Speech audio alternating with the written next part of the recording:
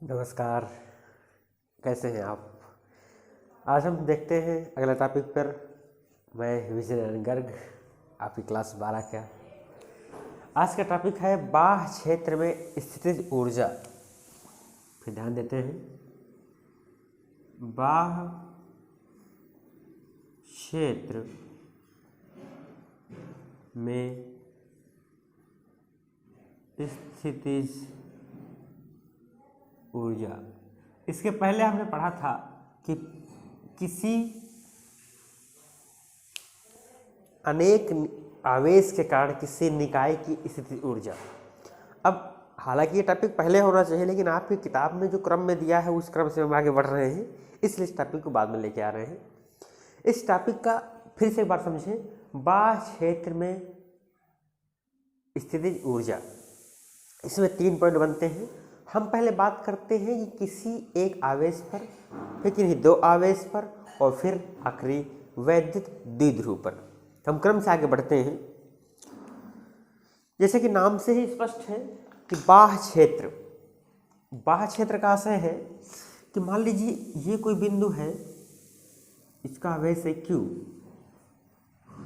और इस पर इसके अलावा, क्योंकि एक बिंदु आवेश है, आवेश के कारण इसमें आसपास विद्युत क्षेत्र होगा, लेकिन उसके अलावा कोई एक अलग क्षेत्र है, एक अलग अनंत में कह सकते हैं, या कोई इससे बड़ा विस्तारित क्षेत्र है, इसका मान लीजिए E है, और उस क्षेत्र के कारण इस पर किसी बिंदु पर अनंत से लाने में जो कार्य होता है वही स्थितिज ऊर्जा होती है, आप जानते हो। तो वही पॉइंट अब हमको कैलकुलेशन रूप में ज्ञात करना है कि मान लीजिए कोई वस्तु है, कोई बिंदु आवेश है, जिसको हम अनंत से लाए, किसके विरुद्ध? इस बाह्य विद्युत क्षेत्र के विरुद्ध हमने लाने में दूरी तय करनी पड़ी, सपोज R। तो आप जानते हो कि W बराबर क्या होता है? V into Q। ये आपने पढ़ रखा है पहले से, V इंटू Q। बस सिंपल सा। अभी V क्या है? V है उस बिंदु पर विभव, कितना? R दूरी पर लाना। इसको हम ऐसे भी लिख सकते हैं, Q इंटू V कौन सा? R। ये सिंपल फार्मूला, ये कार्य होगा, और यही कार्य ही स्थितिज ऊर्जा होता है, ये आप जानते हो। U equal to W। तो U बराबर क्या हो जाएगा? Q V इंटू ये R, क्या है? इंटू R नहीं, ये R एक सिंबल दे रखे हैं कि उस बिंदु आवेश पर बाह्य क्षेत्र के विरुद्ध जो कार्य करने में R दूरी चलनी पड़ी है, उससे कारण जो टॉपिक है वो ये प्राप्त होगा Q इंटू वी आर। यहाँ V लिख भी सकते हो, जहाँ V बाह्य विद्युत विभव है। बाह्य विद्युत विभव का आशय आप समझ गए होंगे। इस आवेश के कारण विभव नहीं, जो इस बाह्य में एक क्षेत्र है, उस बाह्य क्षेत्र के विरुद्ध लाने में जो कार्य करना पड़ रहा है उसका नाम बाह्य विद्युत विभव। स्पष्ट हुआ? उम्मीद है स्पष्ट हुआ होगा। अब इसके बाद टॉपिक आता है किसी बाह्य क्षेत्र में 2 आवेशों के, उसमें क्या था? एकल आवेश पर। अब क्या है? 2 आवेशों पर, 2 आवेशों पर, या 2 आवेशों पर स्थितिज ऊर्जा। अब इसकी गणना कैसे होगी? अब सपोज, अब आपके पास 2 आवेश हैं, एक Q1 दूसरा Q2। ये 2 आवेश हैं, ये Q1 ये Q2, और इसकी किसी बाह्य विद्युत क्षेत्र से मान लीजिए लाने में दूरी है जो, वो इसकी R1 होगी, और इसकी मान लीजिए R2 है। अब समझना, ये एक निकाय है, इस प्रकार से बना हुआ है, इसमें 2 आवेश हैं। इसको हम ऐसे जोड़ देंगे तो विद्युत द्विध्रुव दिखने लगेगा। इसमें 2 आवेश है। अब हम दोनों आवेशों पर हमको गणना करनी है कि जो कुल स्थितिज ऊर्जा होगी वो कैसी होगी। तो सबसे पहले हम देखते हैं Q1 की स्थितिज ऊर्जा कैसी होगी। Q1 के लिए इसको हम सीधा U1 लिख सकते हैं, आप समझ सकते हैं। बिंदु आवेश कारण से पहले हमने जस्ट याद किया था। तो Q1 के लिए क्या होगी, Q1 के लिए सीधी सी बात Q1 V1 R1। R1 ये संकेत है कि R1 के कारण जो V1 तैयार होगा उसके लिए। अब V1 की जरूरत नहीं, क्योंकि V क्या है, ये बाह का लिए है, तो बाह में तीनों की जरूरत वही सेम होगा, वही V ही काम करेगा। तो ये R1 किसकी, U2 यानी इस बिंदु पर लाने के लिए। अब दूसरा कंसेप्ट आता है इसकी, यानी इस Q2 को लाने में क्या कितनी ऊर्जा पड़ेगी, Q2 पर U2, ये बनेगा Q2 V R2।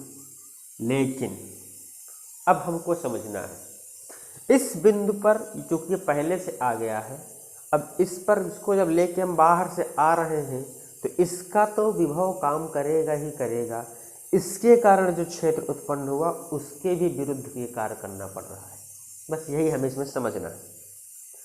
इस पर जो भी पहले से लाए, इस पर इतनी ऊर्जा बनी, हमने जो कार्य किया वो ये हुआ। इसको U1 रखो या W1 रखो, कोई फर्क नहीं पड़ता, क्योंकि दोनों वही कार्य ही इतनी ऊर्जा बन जाता है। इसको U2 का रखो या W2 रखो, कोई फर्क नहीं पड़ता इसके लिए। अब इसके विरुद्ध जो कार्य करना पड़ रहा है, इसको मान लीजिए ऐसे, Q1 के विरुद्ध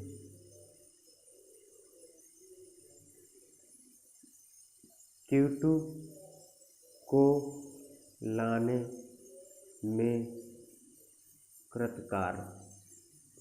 अब सपोज इसको W3 मान लीजिए, अब कार्य कर रहे हैं उसके विरुद्ध लाने, तो वही formula 1/4πε0 Q1 Q2 by R12। 12 का मतलब कि Q1 पर 2 के बीच में जो दूरी है वो R12, ठीक है।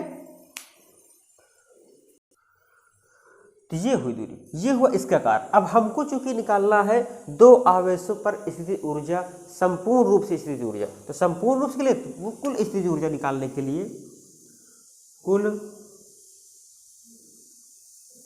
स्थितिज ऊर्जा U = W1 + W2 + W3।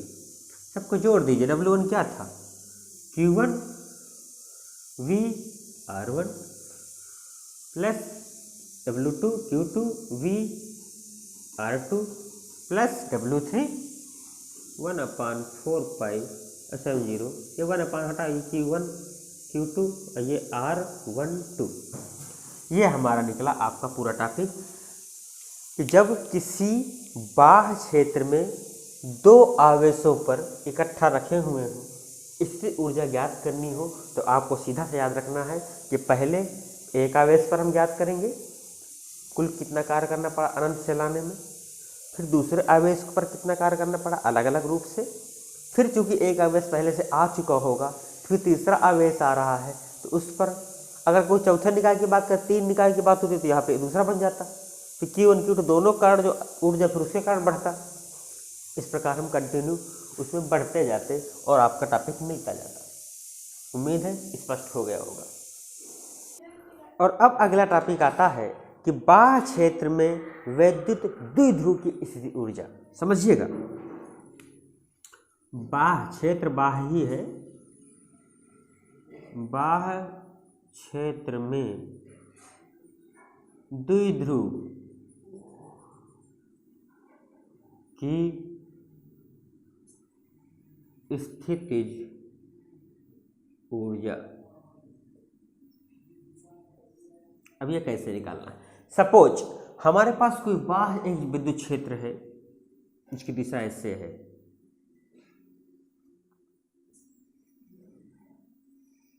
ऐसे, और इस विद्युत क्षेत्र में हमारे पास एक द्विध्रुव है और वो इस प्रकार से हमने लेकर के ऐसे आए रख दिए, ये हुआ द्विध्रुव, -Q + Q, इनकी बीच की दूरी वही 2l। अब समझना है, अब इस विद्युत द्विध्रुव पर किस प्रकार से कार्य होगा, क्योंकि ये बाह्य विद्युत क्षेत्र है, इसकी तीव्रता E है। आपको अब आगे समझना है। अब जरा पॉइंट समझिए, ये प्लस का क्यू है, ये E है, इसकी दिशा ऐसी है ना, ये तीर एरो बने हुए ऐसी। तो जब इस पर बल कार्य करेगा इस बिंदु पर, इसका मान लो नाम डाल दीजिए कुछ, ये मान लीजिए A है और ये वाला B है। तो जब प्लस क्यू के कारण जब इस पर बल कार्य करेगा, प्लस क्यू के कारण, तो कैसे कार्य करेगा?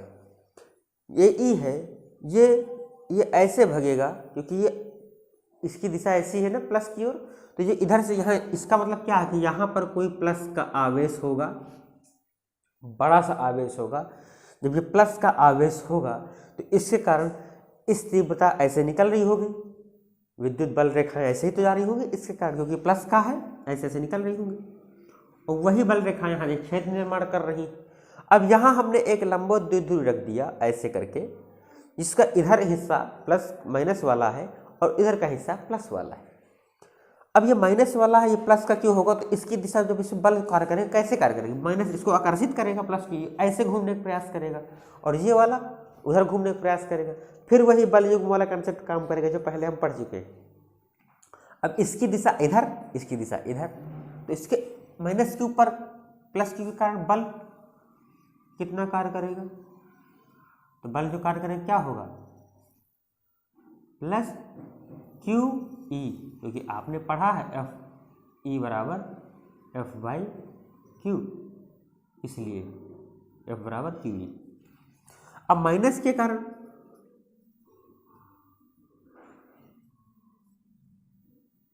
बल तो कितना होगा? माइनस का क्यू ई। अब ये इधर कार्य कर रहा है, ये इधर कार्य कर रहा है, तो इसका तो परिणामी होगा W1, यानी पूरा। अगर हम कार्य की बात करते हैं, विस्थापन की बात करते हैं, तो वो किस प्रकार से कार्य करेगा? तो कार्य, कुल कार्य कितना होगा समझिएगा। कार्य के लिए क्या होता है? बल गुणे विस्थापन। तो उसके कारण यानी कि W1 प्लस W2, W मतलब बल, बल गुणे विस्थापन, विस्थापन कितना हो रहा है? वही 2L खिसकेगा पूरा, 2L plus F into 2L। ठीक है, F का मतलब क्यू ई प्लस वाला 2L, ये प्लस इसका माइनस क्यू ई 2L, समझना। ये प्लस का Q E, Q into 2L, यानी Q into 2L equal to P, तो हो जाएगा, इसका कोई मतलब नहीं, इसको हटा सकते हैं आप, ये बन जाएगा P E minus P E equal to 0। अर्थात इनका परिणामी कितना हो गया? सब ऐसे रखने पर इसका परिणामी आपको 0 प्राप्त हो रहा है, जब हम इस प्रकार लंबवत रख रहे हैं। अब हमको, हमारा निर्णय यहाँ तक नहीं था, हमने यहाँ तक निकाला समझने के लिए कि ये 0 प्राप्त हुआ। अब हम इसके आगे बढ़ना है, इसके हटाते हुए, तो हम समझ गए कि इसको कार्य करने में कितना प्राप्त हुआ। अगर इस प्रकार रखा जाए, इस प्रकार रखने पर जो हमारा कृत कार्य है वो कितना हुआ? 0। अब जरा हम क्या करते हैं, इस द्विध्रुव को अब हम थोड़ा सा घुमाते हैं थीटा एंगल पर।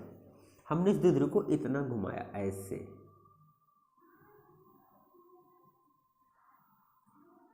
कितना? लंबवत से थीटा। यहाँ कितना था? पहले थीटा 1 स्थिति में था, हमने इसको थीटा 2 पे ले आए, ऐसे घुमा दिया। ये लंबवत था, थीटा 1 90 था, आप देख सकते लंबवत रखा था, इसको हम द्विध्रुव को ऐसे घुमा दिया। जब इसको ऐसे घुमा दिए तो क्या हुआ? यहाँ पे थीटा एंगल काम किया। अब हमारा जो कृत कार्य होगा वो किस प्रकार से होगा, हमें ये समझना है। बल युग्म है, बल युग्म काम कर रहा है, आप देख रहे हो, बल युग्म का सूत्र आपने पढ़ा था, टाउ बराबर पी ई साइन थीटा। तो बस वही फार्मूला लेकर के हमको आगे बढ़ना है। तो अब हम थीटा कोण घुमाने पर कृत कार्य। अब वही कार्य स्थिति ऊर्जा होगी, आप जानते हो U बराबर W बराबर क्या होगा, कहाँ से कहाँ घुमाए हमने, ये समाकलन जो मैथ वाले हैं आसानी समझ जाएंगे, बायोलॉजी वाले के लिए नया होगा, थोड़ा समझने का प्रयास करें। θ1 से हमने θ2 घुमाया और क्या था यह टाउ डी थीटा। टाउ क्या है, बल युग्म है, क्योंकि बल युग्म आपने इसके पहले टॉपिक में पढ़ा था। बल युग्म बनाने के सूत्र क्या होता है, PE sin थीटा निकल के आया था। जब कोई थीटा एंगल पे किसी द्विध्रुव पे को किसी विद्युत क्षेत्र में रखते हैं, आपने टॉपिक पढ़ा होगा, मैं फिर से आपको याद दिला दे रहा हूँ कि जब किसी द्विध्रुव को किसी विद्युत क्षेत्र में थीटा कोण पर रखा जाता है तो उस पर एक बल युग्म काम करता है, क्योंकि दोनों बराबर और विपरीत दिशा में आवेश हैं। वो जो घुमाने में जो बल का कार्य करता है उसे बल युग्म कहते हैं। उस बल युग्म का सूत्र आपने पहले निकाला था, टाउ बराबर PE sin थीटा। अब उसी को कॉन्सेप्ट को हम आगे बढ़ाते हैं, क्योंकि यहाँ पर भी हमने देखा था कि उसको ऐसे हम घुमा दिए हैं तो ये माइनस का क्यू होगा, ये इधर प्लस का क्यू होगा, दोनों पर इस पर भी बलयुग्म कार्य कर रहा है। ये इसको प्रयास कर रहा है कि इसको घुमा के सीधी दिशा में ले आते हैं, और जब ये सीधी दिशा में आ जाएगा वो इसकी स्थायी अवस्था होगी। उन सब चीज़ों को हल करने के लिए हमने इस समाकलन का प्रयोग किया, क्योंकि थीटा को लेकर के कहाँ से कहाँ तक ले गया, θ1 से θ2 तक घुमाने का प्रयास किया गया। अब हम आ गए फार्मूला को डेरिवेट करने के लिए कोशिश करते। ये इसके लिए सूत्र क्या हुआ, टाउ θ1 to θ2 टाई का मतलब दीजिए PE sin theta D theta. अब थोड़ा सा मैथमेटिक्स वालों के लिए है, बायोलॉजी वाला मेथड थोड़ा सा काफ़ी लेंदी है, इसलिए उसको यूज नहीं कर रहे हैं। अब थोड़ा सा समझने का प्रयास करें आप। PE बाहर कर ले, उससे कोई मतलब नहीं होता, तो PE और ये हो गया θ1 to θ2 sin theta D theta. अब ये साइन थीटा का समाकलन का सूत्र होता है, ये मैथ वाले नहीं जानते हैं, लेकिन बायोलॉजी वाले नहीं जानते हो, याद कर लें। जब ऐसा सूत्र निकालते हैं तो इसका मान निकलता है PE ऐसे, साइन का ये हो जाता है cos θ2 माइनस θ1, तो इसको θ1 माइनस θ2 हो जाता है कैलकुलेशन करने के बाद पूरा, क्योंकि माइनस का थीटा होता है और उसका इससे चेंज हो जाएगा लिमिट, तो लिमिट चेंज होने पर ये क्रॉस मिल जाता है। अब θ1 क्या था, 90 था। θ1 क्या था, ये क्या है निकला, यू निकला। तो यदि θ1 इक्वल टू 90 था शुरुआत में, तो क्या होगा, तो u equal to PE cos 90 minus last में मान लीजिए कोई एंगल कितना हो गया, थीटा एंगल बदला है, cos थीटा। अब इसी फार्मूले को आगे बढ़ाते हैं थोड़ा सा, तो हमारा क्या मिला, cos 90 का मान क्या होता है 0 और ये थीटा, तो क्या हो गया u equal to PE cos 90 0 minus cos theta, u equal to इसका माइनस PE cos थीटा। ये हमारा कंप्लीट फार्मूला प्राप्त हुआ किसका, किसी बाह्य विद्युत क्षेत्र में द्विध्रुव की स्थितिज ऊर्जा का जो फार्मूला प्राप्त हुआ हमको फाइनली, वो हुआ u equal to minus PE cos theta. और इस आधार पे थीटा आप देख रहे हैं, यहाँ पे थीटा क्या है, इस एंगल का नाम है। अब जरा समझिए, ये हमारे पास द्विध्रुव है, जब ये थीटा क्या होगा 0 होगा। अब इसी फार्मूला से व्यापक फार्मूला मिल गया। अब इसमें हम देख सकते हैं ये जो थीटा हमने दे रखा है, अब इसको हम कैलकुलेशन दो स्थिति बना सकते हैं। दो स्थितियाँ क्या, यदि थीटा इक्वल टू 90, अर्थात ये द्विध्रुव ऐसे ना होकर के ऐसे रखा हो, तो क्या होगा, तो cos 90 इक्वल टू 0, तो u बराबर क्या होगा माइनस पी ई, जीरो इंटू जीरो तो बराबर जीरो, तो u बराबर जीरो, u मतलब विद्युत स्थिति ऊर्जा। और इसी में ही अगर हम करते हैं काश ये ऐसे रखा हो इस स्थिति में, इस स्थिति में u क्या हो गया, जीरो हो गया। अर्थात क्या, अगर हम द्विध्रुव को इस विद्युत क्षेत्र के सीधा सीधा लंबवत लेकर के ऐसे चले जाते हैं तो इस पर कोई कार्य नहीं होगा। इस u का मतलब क्या, कार्य जीरो, स्थिति ऊर्जा उसकी नहीं होगी। अर्थात स्थिति ऊर्जा न्यूनतम होगी कब, जब थीटा इक्वल टू 90 डिग्री। और इसका अपोजिट है जस्ट, ये क्लियर हो गया होगा, मैं इसको रफ कर दे रहा हूँ।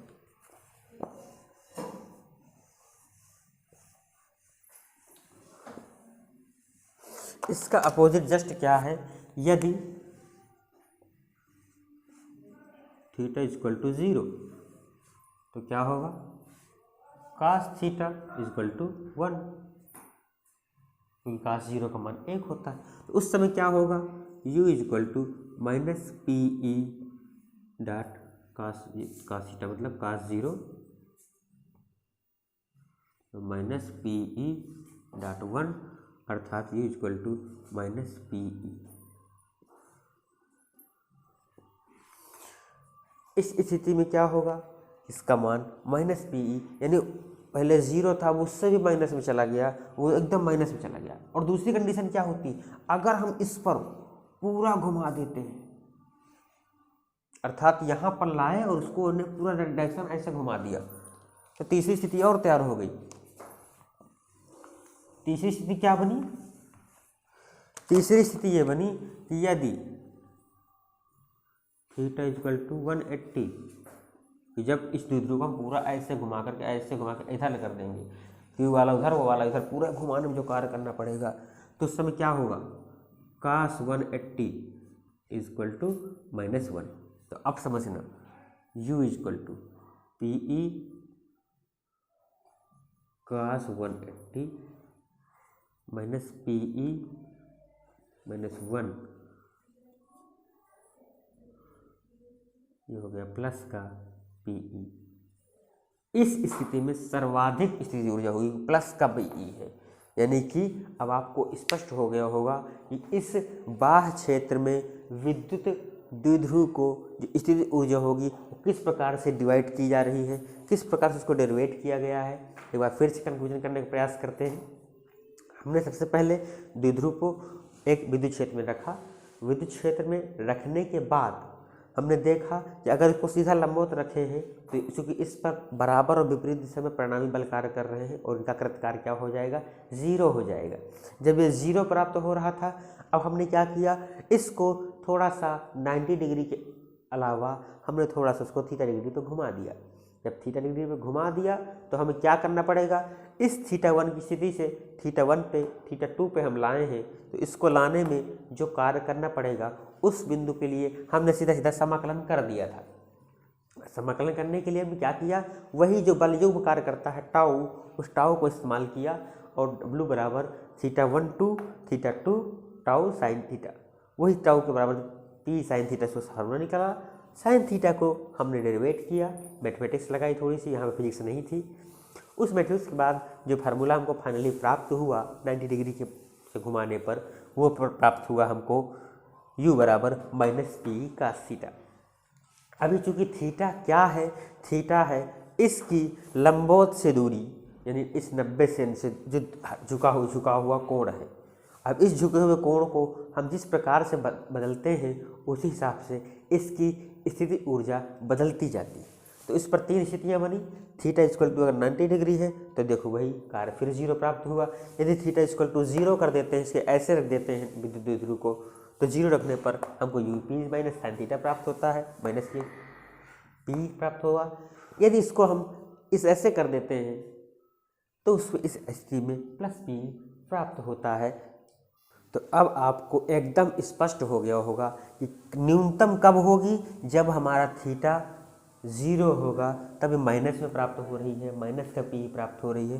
तो जब हमारा थीटा 0 है, ऐसी स्थिति में है, तो उस समय हमारी जो विद्युत स्थिति ऊर्जा होगी वो एकदम न्यूनतम होगी वैद्युत द्विध्रुव के लिए। जब थीटा 180 में हो जाएगा, ऐसे पूरा घूम जाएगा, तो उस स्थिति में उसकी अधिकतम प्राप्त होगी, क्योंकि प्लस की ई प्राप्त हो रही है, आप स्पष्ट रूप से देख पा रहे हैं। और 0 के लिए सिंपल सा है, आप ऐसे रख दो, उसके लंबवत रख दो विद्युत क्षेत्र के, तो 0 प्राप्त होगा। तो इस प्रकार से इस विद्युत ऊर्जा के संबंधी आपके सारे कॉन्सेप्ट क्लियर हो चुके हैं। फिर मिलते हैं आपको अगले ही वीडियो में, तब तक के लिए नमस्कार।